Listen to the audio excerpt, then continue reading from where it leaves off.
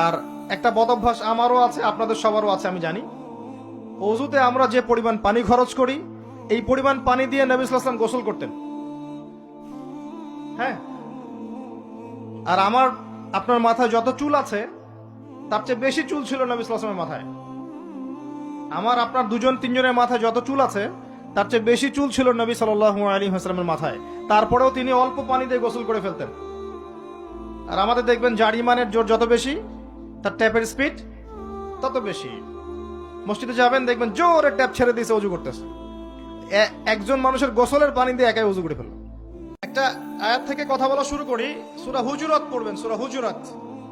এই সূরার প্রথম 4টা আয়াত পড়লে বুঝতে পারবেন আল্লাহ রাব্বুল আলামিন সাহাবীদেরকে শিক্ষা দিচ্ছেন। কাদেরকে?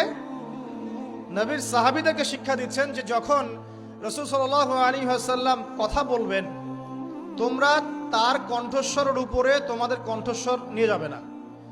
যদি রাসূলের কণ্ঠস্বরের উপরে তোমাদের গলার ভয়েস চলে যায়, তোমাদের আমল ধ্বংস হয়ে যাবে, তোমরা টেরই পাবে না। এখন রাসূলের কথাগুলো কারা বলেন? আলেম ওলামারা, দ্বীনের দায়ীরা, মুআল্লিম মুবাল্লিগরা। যে মজলিসে কোরআন এবং সুন্নাহর কথা হবে, আল্লাহ এবং তার রাসূলের কথা হবে, সেখানে উচ্চস্বরে কথাবার্তা বলা যাবে না। এটা আমার মত। এটা সরাসরি কোরআনে নাই, কিন্তু আমার মত এটা। উচ্চস্বরে অপ্রয়োজনীয় কোনো কথা চিৎকার চেঁচামেচি করা যাবে না।